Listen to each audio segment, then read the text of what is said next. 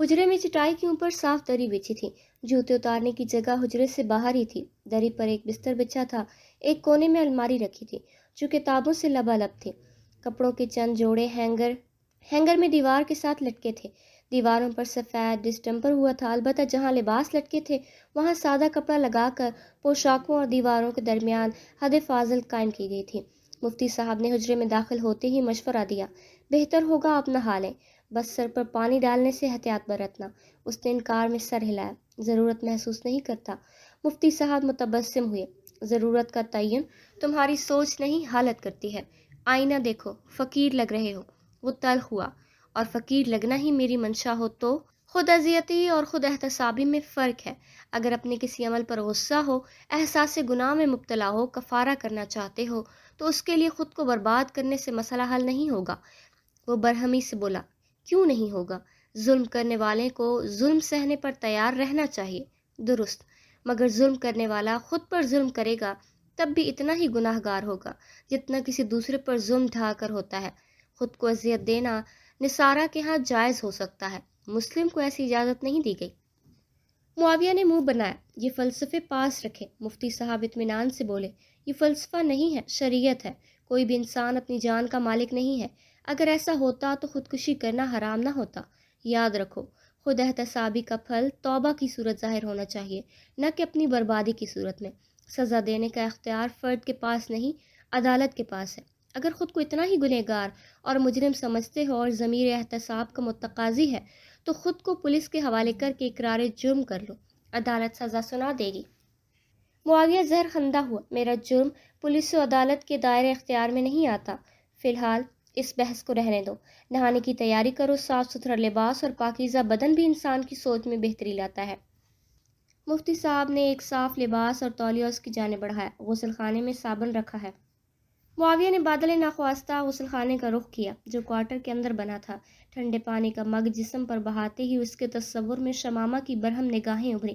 2-2.5 دن کی سزا اس کے نزدیک کم تھی. وہ معاویہ کے مسلسل خوار و برباد دیکھنے کی خواہاں تھی. معاویہ خفیف النادم سا جسم پر پانی کے مگ اڈیلتا رہا. ٹھنڈے فرحت بخش پانی نے مایوسی کو کافی حد تک ختم کر دیا تھا. 2-3 بار جسم پر صابن رگڑ کر اس نے کئی بالٹیاں پانی جسم پر بہایا تھا. چہرے کو بھی اچھی طرح مل مل کر دھو لیا تھا. مفتی صاحب کا قد اس سے ذرا چھوٹا تھا، لیکن شلوار قمیض ایسا لباس ہے جس پر قامت زیادہ اثر انداز نہیں ہوتی. اسے دیکھ کر مولوی صاحب ہکا بکا رہ گیا تھا. بے ساختہ ہونٹوں سے نکلا. ماشاءاللہ، مصور نے کتنی پیاری صورت بنائی ہے. معاویہ کے ہونٹوں پر پھیکی مسکراہٹ نمودار ہوئی. ہاں، مگر اعمال بہت برے ہیں. مولوی صاحب نے ترغیب دی. انہیں سدھارنا تمہارے بس میں ہے دوست. شام کی اذان بلند ہوئی. مفتی صاحب کی آواز میں عجیب کشش، مٹھاس اور لذت بھری تھی. خوبصورت آواز اور اذان کے بول. معاویہ کو سکون محسوس ہونے لگا. جانے کتنے عرصے سے اس نے نماز نہیں پڑھی تھی. بچپن میں مولوی صاحب سے نماز بھی یاد کی تھی، قرآن بھی پڑھا تھا. لڑکپن میں کبھی کبھار نماز پڑھنے کا اتفاق بھی ہوا تھا، لیکن اب تو عرصہ ہوا اس طرف دھیان ہی نہیں گیا تھا. وضو کا طریقہ بھی اجمالاً ہی یاد تھا. کوشش کے باوجود وہ نماز کو نہ اٹھ سکا تھا. عجیب سی شرمندگی ہو رہی تھی. دماغ میں غالب کا شعر گونجا. کعبہ کس منہ سے جاؤ گے غالب، شرم تم کو مگر نہیں آتی. پھر اسے مفتی صاحب کی تلاوت سنائی دینے لگی. گرمیوں کی وجہ سے جماعت مسجد کی صحن میں ہو رہی تھی. مفتی عثمان شاہ خوش آواز قاری تھا، اور قرآن کو پڑھنے والا ماہر ہو تو سننے والوں کے دل پر اتنی گہری چوٹ لگاتا ہے کہ آنکھوں سے بے اختیار پانی رواں ہو جاتا ہے. اسے معنی کی سمجھ نہیں آ رہی تھی، پھر بھی دل لطف و لذت کے سمندر میں غوطے کھا رہا تھا. تھوڑی دیر بعد مفتی صاحب حجرے میں آ گیا. اس کی آمد سے پہلے معاویہ آنسو صاف کر چکا تھا. اس نے معاویہ کو نماز پڑھنے کا کہا تھا. نہ اس کی نماز نہ پڑھنے پر کوئی باز پرس کی تھی، اور نہ ناگواری و بیزاری کا اظہار کیا تھا. بھوک تو نہیں لگی؟ نشست سنبھالتے ہوئے اس نے بے تکلفی سے پوچھا. پتہ نہیں، کھانا تھوڑی دیر تک آ جائے گا. کہاں سے؟ وہ بے ساختہ مستفسر ہوا. مفتی صاحب بے نیازی سے بولا. کسی مقتدی کے گھر سے. یہ اہتمام مسجد کی انتظامیہ کے ذمے ہے. معاویہ کو کرید ہوئی. آپ اکیلے رہتے ہیں؟ شادی وغیرہ کا بکھیڑا نہیں پالا؟ اور مولوی صاحب نے بے جھجکے اپنے بارے تفصیل بتا دی، جس کا لب و لباب یہ تھا کہ مفتی سید عثمان احمد شاہ والدین، بہن بھائیوں اور بیوی بچوں کی دولت سے تہی دامن تھا. والدین بچپن ہی میں فوت ہو گئے تھے. ان کی پرورش دوپار کے رشتہ داروں نے کی تھی. جو مسجد عائشہ صدیقہ کے امام تھے۔ مولوی خیرالدین کے اپنے بھی 2 بیٹے تھے۔ سید عثمان شاہ کی پرورش بھی انہوں نے بیٹی کی طرح کی۔ تینوں بچوں کو انہوں نے دینی و دنیاوی تعلیم سے آراستہ کرنے کی کوشش کی، مگر اس کے سگے بیٹے دینی علوم میں کماحقہ کامیابی حاصل نہ کر سکے۔ دونوں نے نہ تو حفظ کر پایا اور نہ ہی درس نظامی کے حصول کو سنجیدہ کوشش کی تھی۔ اسکول کی تعلیم میں وہ نسبتاً بہتر تھے، البتہ سید عثمان احمد شاہ نے اپنے گھرے سید ہونے کا ثبوت دیا۔ اسکول کی تعلیم کے ساتھ وہ قاری، حافظ و مفتی بھی بن گئے۔ خیرالدین کی وفات پر عثمان شاہ نے مسجد سنبھالی تھی۔ مولوی خیرالدین کے بیٹے 2-3 سال عثمان شاہ کے ساتھ ہی رہے اور پھر اپنا مکان بنا کر علیحدہ ہو گئے۔ عثمان شاہ کے ساتھ ان کے معاملات اب بھی خوشگوار تھے۔ خیرالدین کی بیوی بھی اسے بچوں جیسا ہی سمجھتی تھی۔ وہ کبھی کبھار انہیں ملنے چلا جاتا تھا۔ آج بھی نماز ظہر کے بعد اپنی منہ بولی ماں ہی کو ملنے گیا تھا کہ واپسی پر معاویہ سے ٹکرا گیا۔ معاویہ کو کرید ہوئی۔ میں نے گھر والی کا بھی پوچھا تھا۔ مولوی صاحب کی دل گرفتہ آواز ابھری۔ شادی کے چند ماہ بعد ہی حادثے میں اللہ کو پیاری ہو گئی۔ 5 ماہ ہو گئے ہیں اسے رخصت کیے ہوئے۔ اب تک یقین نہیں آ رہا کہ وہ اتنے مختصر وقت کو ملی تھی۔ معاویہ نے مشورہ دیا، دوسری شادی کر لیتے۔ سید عثمان شاہ ہونٹوں پر پھیکی مسکراہٹ نمودار ہوئی۔ کسی بھلے مانس نے اپنی صاحبزادی کی ذمہ داری سنبھالنے کے قابل سمجھا تو انکار نہیں کروں گا۔ تبھی ایک لڑکا اجازت مانگ کر داخل ہوتا ہے۔ اس نے کھانے کے برتن اٹھائے ہوئے تھے۔ السلام علیکم قاری صاحب کہہ کر اس نے برتن رکھے اور واپس لوٹ گیا۔ چلیں بھائی، اپنا رزق پہنچ گیا ہے۔ کپڑے کا دسترخوان بچھا کر سید عثمان شاہ نے اسے دعوت دی۔ معاویہ کھسک کر دسترخوان کے قریب ہو گیا۔ نہ جانے گھر والوں کو مہمان کی آمد کا پتہ تھا یا روزمرہ ہی زیادہ روٹیاں بھیجنے کی تھی کہ دونوں کا پیٹ بھرنے کے بعد بھی ایک آدھ روٹی بچ گئی تھی۔ چائے کا راشن حجرے ہی میں موجود تھا۔ دسترخوان لپیٹ کر وہ چائے بنانے لگا۔ ان کے چائے پینے تک عشاء کی اذان کا وقت ہو گیا تھا۔ عثمان شاہ وضو کرنے باہر نکل گیا۔ معاویہ دیوار سے ٹیک لگا کر بیٹھ گیا تھا۔ نہ نماز کی دعوت دی گئی اور نہ اسے خود ہمت ہوئی۔ عشاء کی نماز کے بعد مولوی صاحب درس قرآن دیتے تھے۔ نماز کے بعد لوگ حلقہ بنا کر بیٹھ گئے۔ سید عثمان شاہ خوبصورت آواز میں تعوذ و تسمیہ پڑھ کر تلاوت کرنے لگے۔ اس کی جادو بھری آواز پر معاویہ کی سماعتیں بھی اس جانب متوجہ ہوئیں۔ تلاوت کے بعد وہ ترجمہ کرنے لگے۔ اے نبی، آپ میرے ان بندوں سے کہہ دیجئے جنہوں نے اپنی جانوں پر ظلم کیا ہے کہ اللہ پاک کی رحمت سے مایوس نہ ہو۔ بے شک اللہ تعالیٰ سارے گناہ بخش دے گا۔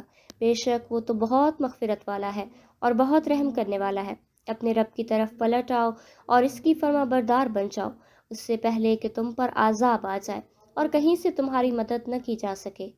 آج ہم سورہ زمر کی آیت نمبر 53 و 54 کی تشریح پڑھیں گے۔ پہلی آیت وہ ہے جس کے نزول پر آپ صلی اللہ علیہ وآلہ وسلم کو سب سے زیادہ خوشی ہوئی۔ پہلی آیت میں امید دلائی گئی ہے، خوشخبری دی گئی ہے، حوصلہ عطا ہوا ہے، تسلی دی گئی ہے، اور دوسری آیت میں طریقہ بتلایا گیا ہے کہ ہم کیسے اس خوشخبری کے مستحق بن سکتے ہیں۔ حقیقت تو یہ ہے کہ انسان اپنے قبیح اعمال، برے افعال اور کثیر گناہوں سے جہنم کو اپنے اوپر لازم کر لیتا ہے، اور شیطان جسے اللہ پاک نے رہتی دنیا تک کھلی چھوٹ دی ہوئی ہے، اس کی کوشش ہوتی ہے کہ زیادہ سے زیادہ انسانوں کو جہنم میں پہنچا دے۔ اس زمن میں ابلیسی ملعون کو کوئی دقیقہ فروگزاشت نہیں کرتا۔ انسان کی فطرتی کمزوریوں کو فائدہ اٹھا کر وہ ایسے کاموں میں ملوث کر دیتا ہے جو انسان کی ضمیر پر بوجھ بن جاتے ہیں، اور گناہ کا سب سے بڑا وبال ہی یہ ہے کہ انسان کو کم ہمت، خدا کی رحمت سے مایوس اور نیکیوں سے بے رغبت بناتا ہے۔ حالانکہ کسی انسان سے گناہ کا دکو ہونا اچنبھے و حیرانی کی بات نہیں ہے، بلکہ گناہ پر ڈٹ جانا غلط اور ابلیس کا طریقہ ہے۔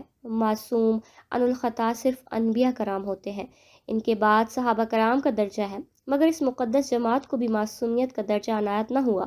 البتہ رحیم و کریم مالک نے انسان کی نجات کو ایک ایسا عمل عطا فرما دیا جو اس کے تمام گناہوں کی ایسی بیخکنی کرتا ہے کہ شیطان مردود سر میں خاک ڈالتا ہوا حسرت و افسوس سے بلبلاتا رہ جاتا ہے، اور وہ عمل ہے توبہ کرنا، اپنے سابقہ گناہوں پر ندامت و شرمندگی کا اظہار کر کے آئندہ ایسا نہ کرنے کا عہد توبہ کہلاتا ہے۔ اگر ایک انسان سچے دل سے عہد کرتا ہے، اس کی نیت میں کوئی کھوٹ و ملاوٹ نہیں ہوتی، ایسے شخص کو اللہ پاک کی طرف سے بخشش و گناہوں سے پاک ہونے کا انعام ہے، جیسا اس سے پہلے سورہ فرقان کی آیت 68 سے 70 میں اللہ کے بندوں کی خصوصیات بتاتے ہوئے ارشاد ہوا۔ وہ اللہ کے ساتھ کسی دوسرے کو معبود نہیں پکارتے، اور کسی ایسے شخص جسے قتل کرنا اللہ نے منع کر دیا ہو بجز حق کے قتل نہیں کرتے، اور نہ زنا کے مرتکب ہوتے ہیں، اور جو کوئی یہ کام کرے گا وہ اپنے اوپر سخت وبال لائے گا، اسے قیامت کے دن دوہرا عذاب دیا جائے گا، اور وہ ذلت و خواری کے ساتھ ہمیشہ اسی میں رہے گا۔ سوائے ان لوگوں کے جو توبہ کریں اور ایمان لائیں اور نیک کام کریں۔ ایسے لوگوں کے گناہوں کو اللہ پاک نیکیوں سے بدل دیتا ہے اور اللہ پاک بخشنے والا، مہربانی کرنے والا ہے۔ تو جب مالک بخشنے والا اعلان کر رہا ہے، خوشخبری سنا رہا ہے، امید و حوصلہ بڑھا رہا ہے، وعدے وعید فرما رہا ہے، پھر ہم لینے والے کیوں نہ بنے؟ انسان اپنے گناہوں کو بہت بڑا جانتا ہے، لیکن کریم و رحیم مالک فرماتا ہے تیرے گناہ جتنے بڑھ جائیں میری رحمت کا مقابلہ نہیں کر سکتے۔ توبہ کر لے، آئندہ نہ کرنے کا عہد کر لے اور میری رحمت کے سائے میں آ جا۔ گناہوں کو معاف نہیں کروں گا بلکہ انہیں نیکیوں سے بدل دوں گا۔ جیسے احادیث و آثار میں ذکر ہوا ہے، آپ صلی اللہ علیہ وآلہ وسلم نے فرمایا، میں اس شخص کو پہچانتا ہوں جو سب سے آخر میں جہنم سے نکلے گا اور سب سے آخر میں جہنم میں داخل ہوگا۔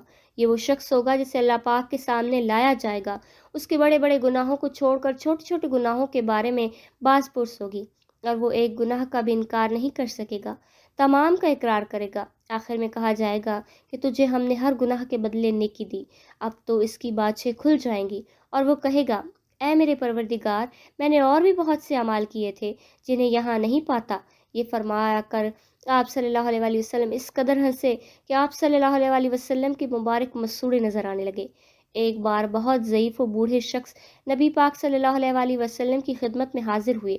وہ اتنے بوڑھے تھے کہ اس کی بھویں آنکھوں پر آ گئی تھیں۔ اس نے عرض کی، یا رسول اللہ، میں ایک ایسا شخص ہوں جس نے کوئی غداری، کوئی گناہ، کوئی بدکاری باقی نہیں چھوڑی۔ میرے گناہ اس قدر بڑھ گئے ہیں کہ اگر تمام انسانوں پر تقسیم ہو جائیں تو سب کے سب غضب الہی میں گرفتار ہو جائیں۔ کیا میری بخشش کی بھی کوئی صورت ہے؟ کیا میری توبہ قبول ہو سکتی ہے؟ آپ صلی اللہ علیہ وآلہ وسلم نے ارشاد فرمایا، تو مسلمان ہو جاؤ۔ اس نے کلمہ شہادت پڑھ لیا تو آپ صلی اللہ علیہ وآلہ وسلم نے ارشاد فرمایا، اللہ پاک تیری تمام تر برائیاں، گناہ، بدکاریاں سب کچھ معاف فرما دے گا، اور جب تک تو اس پر قائم رہے گا اللہ تعالیٰ تیری برائیاں بھلائیوں میں بدل دے گا۔ اس نے پھر پوچھا، حضور صلی اللہ علیہ وآلہ وسلم، میرے چھوٹے بڑے سب گناہ صاف ہو جائیں گے؟ آپ نے ارشاد فرمایا، ہاں ہاں، سب کے سب، اور وہ شخص خوشی خوشی واپس لوٹ گیا۔ بھائیو، توبہ ایک ایسا عمل ہے جو شیطان کا منہ کالا کرتا ہے اور انسان کو اپنے رب سے ملاتا ہے۔ جو بیت گیا اس پر ندامت کا احساس ہے۔ اپنے اعمال و افعال پر شرمندہ ہو تو اپنے پاک پروردگار کے سامنے اعتراف کرو اور آئندہ ایسا نہ کرنے کا عہد کرو۔ وہ معاف کرنے پر تیار بیٹھا ہے، دیر تمہاری طرف سے ہو رہی ہے، وہ تو معاف فرمانے میں ایک لہجے کی بھی دیر نہیں کرتا۔ سید عثمان شاہ صاحب کا دل نشین لہجہ معاویہ کے دل میں نئی جوت جگاتا رہا۔ اس کے مایوسی اداسی کو آس و امید کی راہ نظر آ گئے جو کامیابی کی منزل تک پہنچتی تھی۔ یقیناً مفتی صاحب نے آج درس قرآن کا موضوع خصوصی طور پر معاویہ کی خاطر منتخب کیا تھا۔ جب وہ حجرے میں لوٹا تو سوالات کی لمبی فہرست کے ساتھ معاویہ کو منتظر پایا۔ اس کے ہر سوال کا جواب مولانا صاحب کے پاس موجود تھا، اور تبھی معاویہ کو لگا اس کا زخمی ہو کر عثمان شاہ صاحب کے پاس آنا محض اتفاق نہیں تھا، اللہ پاک نے اپنے غم کردہ راہ بندی کی رہنمائی کو مولوی صاحب کو بھیجا تھا۔ گفتگو کا سلسلہ بہت طویل ہو گیا تھا، لیکن عثمان شاہ خندہ پیشانی سے اس کے سوالات کے جوابات دیتا رہا۔ گرمیوں کی مختصر رات گزرنے کا پتہ ہی نہیں چلا تھا۔ مولوی صاحب نے تہجد کی نماز کی تیاری پکڑی تو معاویہ وضو کا طریقہ سیکھنے اس کے ہمراہ ہو لیا۔ مولوی صاحب نے اسے 2 رکعت نماز اپنی نگرانی میں پڑھائی اور معاویہ نے کامیابی کے راستے پر پہلا قدم بڑھا دیا۔ صبح کی اذان کے بعد چھوٹے بچے قرآن پاک پڑھنے آتے تھے۔ معاویہ بھی نورانی قاعدہ لے کر مولوی صاحب کے پہلو میں بیٹھ گیا۔ عثمان شاہ کے چہرے پر مسرت بھرا تبسم نمودار ہوا اور معاویہ کی الف با دوبارہ سے شروع ہو گئی۔ ادھیڑ عمر کا ڈاکٹر سلیم اختر سلجھا ہوا اور اعلیٰ ذوق کا مالک تھا۔ عمر کے تفاوت کے باوجود عثمان شاہ سے اس کی گہری دوستی تھی۔ تبھی معاویہ سے بے تکلف ہوتی بھی دیر نہ لگی۔ معاویہ نے اپنی نجی زندگی کے بارے میں عثمان شاہ صاحب کو رازدار بنایا تھا اور نہ اسے جاننے کا اشتیاق ظاہر کیا۔ ڈاکٹر سلیم اختر نے بھی اس بارے میں کوئی ذکر نہ چھیڑا۔ مفتی صاحب کو تنخواہ کی مد میں گزارے لائق ہی رقم ملتی تھی۔ کچھ رقم حفظ قرآن و تجوید پڑھنے والے بچوں سے فیس کی شکل میں بھی موصول ہو جاتی۔ معاویہ کے نزدیک یہ بہت کم معاوضہ تھا، لیکن قناعت پسند مفتی صاحب اسے اپنی ضرورتوں سے زائد سمجھتے تھے۔ چونکہ بیوی بچے نہیں تھے اور کھانا مقتدیوں کے گھر سے آ جاتا تھا، اس وجہ سے قریباً تمام رقم بچت میں جاتی۔ معاویہ کے لیے لباس اور چند ضروری اشیاء کی خریداری مولوی صاحب نے بڑے شوق سے کی تھی۔ کہاں تو معاویہ اس کے ساتھ آنے پر تیار نہیں تھا، اور اب اسے یوں لگ رہا تھا کہ جیسے مچھلی کو پانی، بلبل کو باغ، طالب علم کو لائبریری یا عاشق کو وصل کی رات لگتی ہے۔ اس نے مولوی صاحب کے ساتھ حجرے میں پکے ڈیرے ڈال دیے تھے وہاں آرام و سکون، چین و آسودگی، راحت و اطمینان مل رہا تھا۔ البتہ شمامہ رانی کی یاد کو وہ اب تک دل سے نہیں جھٹک سکا تھا۔ وہاں آئے مہینہ ہونے کو تھا، اسے یقین تھا کہ شمامہ اب کسی اور کی ملکیت بن چکی ہوگی۔ دوسری کی امانت کو دل و دماغ میں بسانا اور اس کی یاد سے اپنے خیالات کی محفل کو آباد رکھنے کو غلط جاننے کے باوجود اسے بھلانے میں کامیاب نہیں ہو سکا، بلکہ وقت گزرنے کے ساتھ محبت میں اضافہ ہو رہا تھا۔ اس نے پوری توجہ دین سیکھنے اور عبادت پر لگا دی۔ جتنی دیر وہ عبادت میں مصروف رہتا، سکون و قلب میسر رہتا، مگر جو ہی بستر پر کمر رکھتا، دشمن جان کو کود کر خیالات میں آ دھمکتی۔ اب اس کی آنکھوں میں پہلے والی برہمی و درشتگی نظر نہیں آتی تھی۔ وہ معاویہ کی نئی روش پر خوش تھی۔ سپنوں کی دنیا میں وہ شمامہ کے ساتھ جانے کہاں کہاں گھومتا رہتا، ڈھیروں باتیں کرتے، اس کے مترنم ہنسی سماعتوں میں رس کھولتی۔ روشن چہرہ، کشادہ جبین، سیاہ زلفیں اور سانچے میں ڈھلا نقرئی بدن آنکھوں کی ٹھنڈک کا سامان کرتا۔ وہ اس کے ہاتھ تھامنے کو بھی برا نہیں مناتی تھی۔ گورے ہاتھوں کا لمس معاویہ کو گلاب کی پتیوں کی طرح ملائم لگتا، اور جب آنکھ کھلتی تو کئی لمحے تک وہ اسے سامنے ہی نظر آتی رہتی۔ اس نے داڑھی کٹانا بھی ترک کر دیا تھا، اور پھر مفتی صاحب کی ہدایت پر وہ اذان دینے لگا۔ محلے کے لوگ اسے امام صاحب کا قریبی رشتہ دار سمجھتے تھے۔ مفتی صاحب نے بھی کبھی تردید نہیں کی تھی، بلکہ وہ معاویہ کو بہت عزیز رکھتا تھا۔ ایک دن اس نے پوچھا، مفتی صاحب کوئی ایسا طریقہ ہے کہ میں خود کو زیادہ مصروف رکھ سکوں؟ وہ متبسم ہوا، پہلے بھی کچھ کو مصروف نہیں ہو؟ میں چاہتا ہوں سر کھجانے کی فرصت بھی نہ ملے، اور جب بستر پر لیٹی ہوں تو سوائے سونے کے کوئی سد بد نہ رہے۔ اس نے معنی خیز انداز میں پوچھا، کیا بہت یاد آتی ہے؟ معاویہ نے تعجب سے گھورا اور پھر کچھ سوچ کر اس بات میں سر ہلا دیا۔ ہاں، زندہ ہے یا؟ معاویہ نے گھبراتے ہوئے قطع کلامی کی۔ اللہ پاک نہ کرے اسے کچھ ہو۔ عثمان شاہ نے ندامت ظاہر کی۔ معذرت خواہ ہوں۔ معاویہ موضوع کی طرف پلٹا۔ کچھ پوچھا تھا؟ عثمان شاہ نے اطمینان سے مشورہ دیا۔ بہترین آدمی بن جاؤ۔ معاویہ ہنسا۔ بہترین بننا تو ہر کوئی چاہتا ہے، عثمان شاہ فلسفیانہ انداز میں بولا۔ تمنا کا بیج عمل کے پانی ہی سے پھوٹ کر تناور درخت بنتا ہے۔ معاویہ نے اشتیاق ظاہر کیا۔ بہترین بننے کو کیا کرنا ہوگا؟ مخبر صادق نے فرمایا تھا، تم میں سے بہترین شخص وہ ہے جو خود قرآن پڑھے اور دوسروں کو پڑھائے۔ میرا مشورہ ہے آپ حفظ قرآن شروع کر دیں۔ اس سے بہترین مصروفیت کوئی نہیں، اس سے اچھا عمل بھی کوئی نہیں، اس سے بڑھ کر نیکی کوئی نہیں، اس سے اعلیٰ مشغلہ کوئی نہیں۔ معاویہ کے چہرے پر حیرت نمودار ہوئی۔ کیا یہ ممکن ہے؟ عثمان شاہ وثوق سے بولا، آپ کا کام خلوصی نیت سے کوشش کرنا ہے، آسانیاں پیدا کرنا اس کا کام جس کے صرف ارادے سے ہر ناممکن ثابت قدمی بھول جاتا ہے۔ معاویہ نے مایوسی ظاہر کی۔ میں تو ناظرہ بھی ٹھیک طریقے سے نہیں پڑھ سکتا، حفظ شروع کر دوں، رفتہ رفتہ آسانیاں بڑھتی جائیں گی۔ اگلی صبح سے معاویہ نے مفتی صاحب کے مشورے پر عمل شروع کر دیا۔ وہ ایسا طالب علم تھا جو اپنے استاد کا شاگرد ہی نہیں، قریبی دوست بھی تھا، جو نہ صرف دن کو ہمراہ ہوتا بلکہ رات کو بھی جدا نہ ہوتا، اور استاد بھی ایسا جو عالم و باعمل تھا۔ وہ معاویہ کو حفظ کے ساتھ ترجمہ تشریح بھی پڑھانے لگا۔ معاویہ نے بچپن سے سنا تھا کہ قرآن مجید اللہ پاک کا کلام ہے، اور اللہ پاک اپنے بندے سے کیسے ہم کلام ہوتا ہے یہ اب اس کی سمجھ میں آ رہا تھا۔ کلام پاک کا موضوع انسان کی ذات ہے، انسان کو اللہ پاک نے کس مقصد کے لیے پیدا فرمایا، اللہ پاک انسان سے کیا چاہتا ہے، نیکی کیا ہے، گناہ کیا ہے، حلال کسے کہتے ہیں، حرام کیا ہوتا ہے، اچھائی کیا ہے، برائی کیا ہے، کامیابی کا حصول کیسے ممکن ہے، ناکامی کیوں کر مقدر بنتی ہے، رحمان کا رستہ کون سا ہے، شیطان مردود کس راہ پر کھینچتا ہے، عزت کون دیتا ہے، ذلت کس کے ہاتھ میں ہے، کیا کرنا ہے، کیوں کرنا ہے، کیسے کرنا ہے، کیا نہیں کرنا، کیوں چھوڑنا ہے، کس کے لیے بچنا ہے، ہر سوال کا جواب، ہر شے کا ازالہ، ہر الجھن کا حل، ہر اونچائی کا بیان، ہر پستی کا ذکر، زندگی گزارنے کا ایسا آسان بادلیل اور مکمل بیان جس میں کوئی الجھن موجود نہ ہو، سوال ذہن میں اٹھے اور جواب حاضر و پریشانی پیدا ہو اور حل نظر کے سامنے ہو، آسان فہم مثالیں، عبرت آمیز قصے، سبق آموز واقعات، بیش بہا نصیحتیں، بیش قیمت مشورے، خوشخبریاں و تنبیہات، اور اس کے علاوہ بھی بہت کچھ۔ اس کی کوشش نے عقیدت کا چولا پہنا، عقیدت شوق بنی، اور شوق نے مشغلے کا روپ دھار لیا۔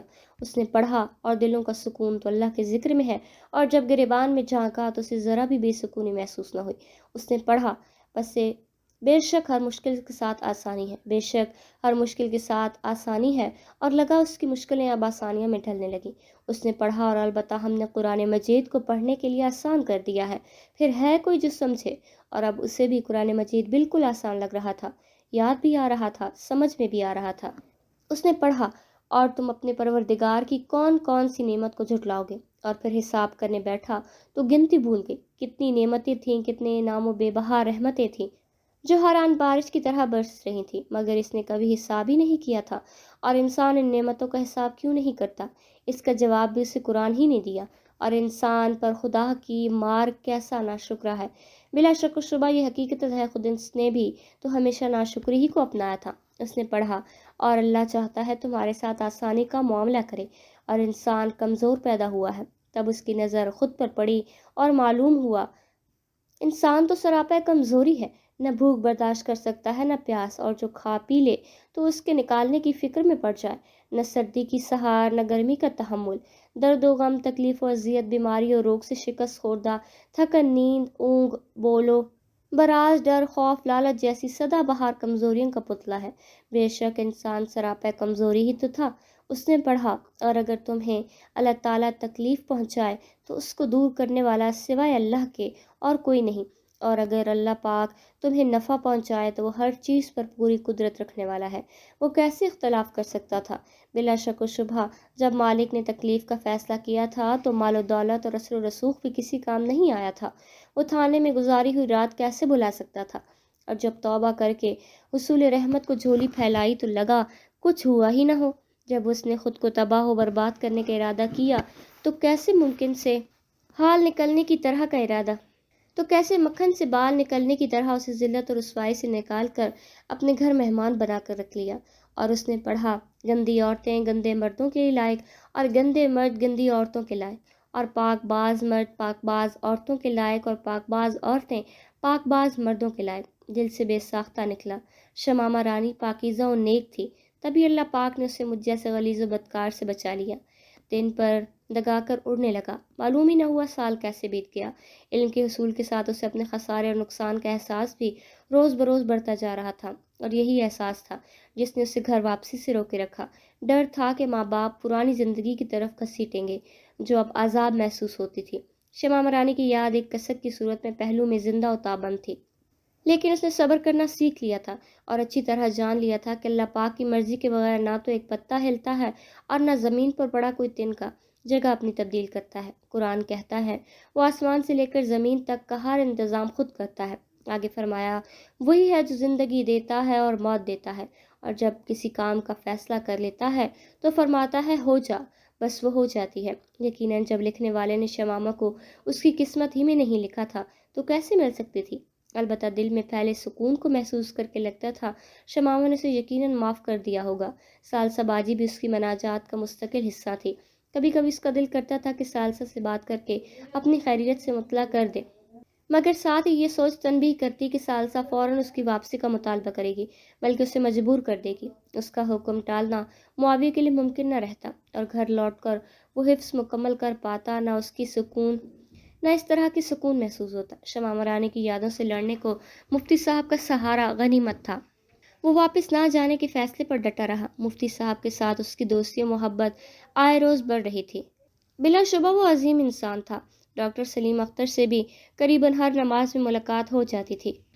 ایک رات درس قرآن میں مفتی صاحب نے نکاح کا بیان کیا، اور تم میں سے جو لوگ اس بات کی طاقت نہ رکھتے ہوں کہ آزاد مسلمان عورتوں سے نکاح کر سکیں تو وہ ان مسلمان کنیزوں سے نکاح کر سکتے ہیں جو تمہاری ملکیت میں ہو، اور اللہ کو تمہاری ایمان کی پوری حالت خوب معلوم ہے، تم سب آپس میں ایک جیسے ہو۔ تلاوت و ترجمہ کر کے وہ تشریح کرنے لگا۔ نبی پاک صلی اللہ علیہ وسلم نے فرمایا 4 باتیں انبیاء کی سنت ہے: حیا کرنا، عطر کرنا، مسواک کرنا اور نکاح کرنا۔ ایک صحابی کہتے ہیں ہم نبی پاک کے ساتھ نکلے، ہم نوجوان تھے، ہمارے پاس شادی وغیرہ امور میں سے کسی چیز کی قدرت نہ تھی، تو آپ صلی اللہ علیہ وسلم نے فرمایا نوجوانوں کی جماعت تمہارے اوپر نکاح لازم ہے، کیونکہ یہ گناہ نیچی کرنے والا اور شرمگاہ کی حفاظت کرنے والا ہے، اور جو نکاح کی استطاعت نہ رکھتا ہو تو اس پر صوم کا اہتمام ضروری ہے۔ نکاح کے بارے میں چند اور احادیث بیان کرنے کے بعد مفتی صاحب سمجھانے لگے نکاح انبیاء کرام کی سنت ہے، اور قرآن مجید نے طاقت ہونے اور عورتوں کے درمیان عدل کرنے کی استطاعت رکھنے پر 2، 3 اور 4 شادیوں تک کی اجازت دی ہے۔ البتہ خوف ہو کہ عورتوں کے درمیان انصاف نہ رکھ سکو گے تو پھر ایک شادی بہتر ہے، اور یاد رکھیں شادی عام ہوگی تو زنا میں کمی ہوگی، اور شادی پر قدغن ہوگی اسے مشکل بنایا جائے گا، اتنی رسوم و رواج شامل کر دیے جائیں گے کہ شادی کرنا ہی دشوار ہو جائے گا، تو پھر چور راستے نمودار ہوں گے۔ بزرگ کہتے ہیں شادی کی شین کے نقاط ہٹا دو، یعنی سادی کر دو۔ شادی جتنی سادہ ہوگی اس میں اتنی برکت ہوگی۔ بلا شبہ اس معاملے میں ہمارا عمل نبی پاک کی مبارک سنت اور آثار صحابہ رضی اللہ تعالیٰ عنہ سے مختلف ہے۔ سیدنا عمر فاروق اعظم رضی اللہ تعالیٰ عنہ کی بیٹی حضرت حفصہ رضی اللہ تعالیٰ عنہ بیوہ ہوئیں تو بیٹی کی عدت گزرتے ہی انہوں نے حضرت ابوبکر صدیق رضی اللہ تعالیٰ عنہ سے عرض کی کہ میری بیٹی سے نکاح فرمائے۔ سیدنا ابوبکر صدیق رضی اللہ تعالیٰ عنہ نے خاموشی اختیار فرمائی۔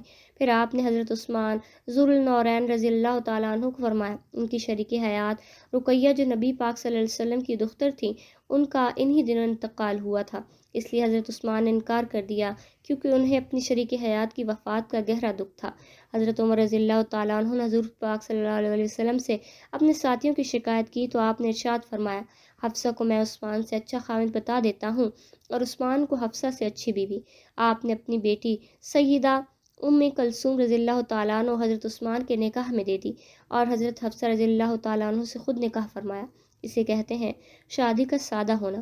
ہم نے اتنے رسم و رواج اور بکھیڑے پال رکھے ہیں کہ شادی کا اصل مقصد ہی فوت ہو گیا ہے، اور ان سب رسم و رواج کا مقصد سوائے ریاکاری و دکھاوے کی کچھ نہیں۔ عثمان شاہ کافی دیر شادی کے مختلف پہلوؤں پر روشنی ڈالتے رہے۔ اگلے دن معاویہ مفتی صاحب کو سبق سنا کر فارغ ہوا تھا کہ ڈاکٹر سلیم اختر کا بلاوا آ گیا۔ اس نے معاویہ کو اپنی مطلب پر بلایا تھا۔ ایسا پہلی بار نہیں ہو رہا تھا کہ معاویہ کو حیرانی ہوتی۔ مفتی صاحب سے اجازت لے کر وہ روانہ ہو گیا۔ ڈاکٹر صاحب سے مددگار لڑکے کو چائے لانے بھیجا اور معاویہ کو بیٹھنے کا اشارہ کیا۔ حکم کریں ڈاکٹر صاحب، کیسے یاد فرمایا؟ نشست سنبھالتے ہوئے معاویہ نے بے تکلفی سے مستفسر ہوا۔ ڈاکٹر سلیم اختر اطمینان بھرے لہجے میں بولا، بس آپ کو مطلع کرنا تھا کہ میری صاحبزادی ملینہ سلیم نے 14 جماعتیں پاس کر لی ہیں، الحمدللہ خوش شکل و سگڑ بچی ہے۔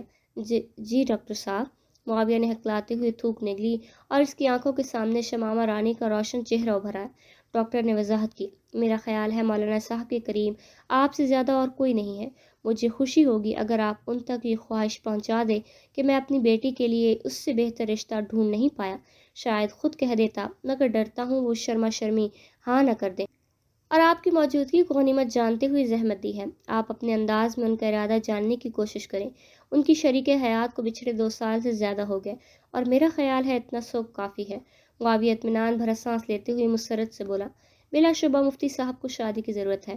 چائے پی کر وہ واپس آ گیا۔ دوپہر کا کھانا کھاتے ہوئے معاویہ نے اس موضوع کو چھیڑا، مفتی صاحب، رات کے درس میں آپ نے شادی کے بارے میں بڑی اہم باتیں بتائیں، لیکن معاف کرنا آپ کا عمل اس کے خلاف ہے۔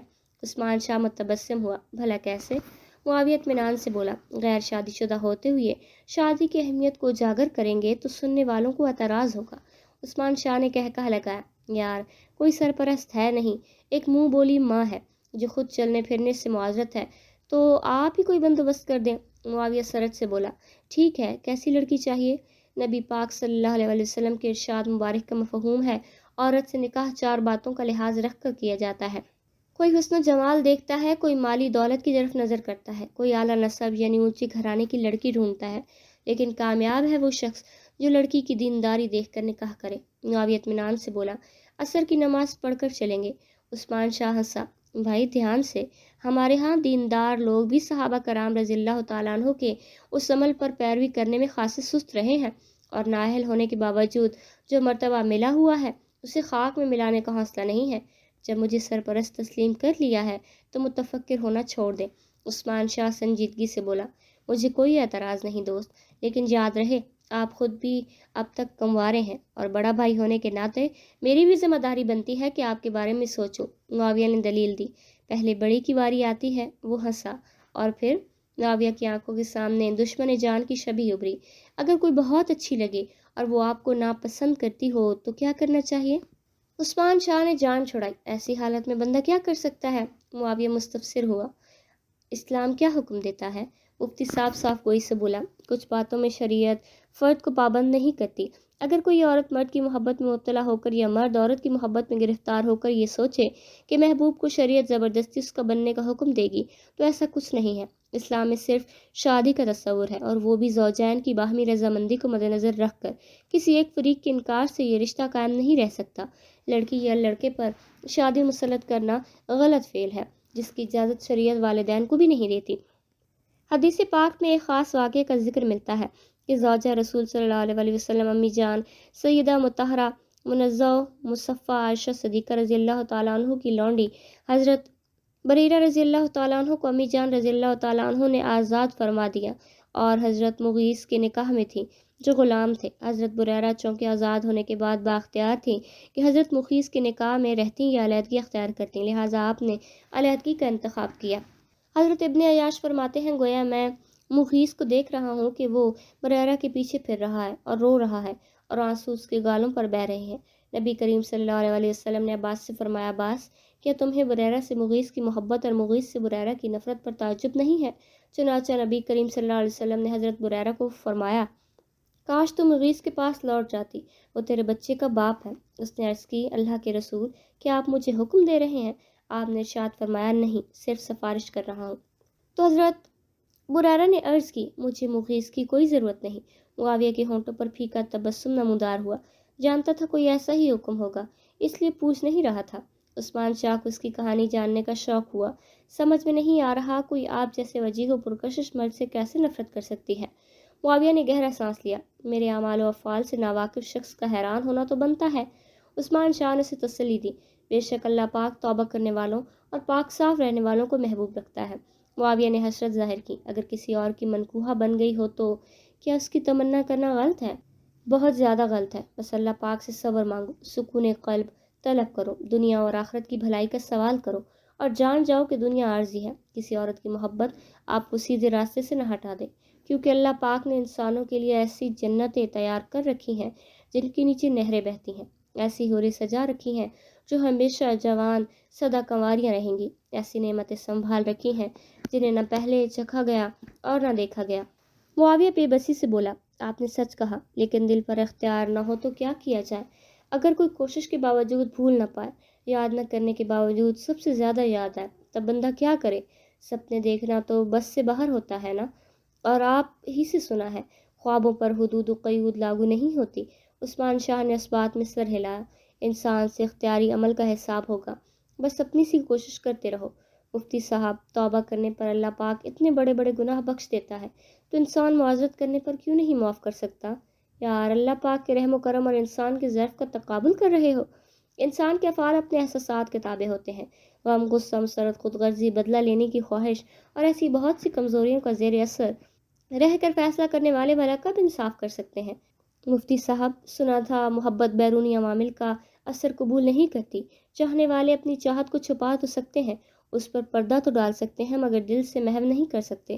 مفتی صاحب نے لا علمی ظاہر کی، اس بارے مسئول کا علم سائل سے بھی گیا گزرا ہے، شادی نہیں کروں گا۔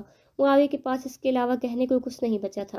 نبی پاک صلی اللہ علیہ وسلم کا مبارک ارشاد ہے، نکاح نصف ایمان ہے، اور ایک دوسرے مقام پر ارشاد فرمایا، نکاح میری سنت ہے، اور جس نے میری سنت سے اعراض یعنی روگردانی اور پرہیز کیا وہ ہم میں سے نہیں۔ شادی کر کے کسی شریف لڑکی کو دھوکہ نہیں دینا چاہتا۔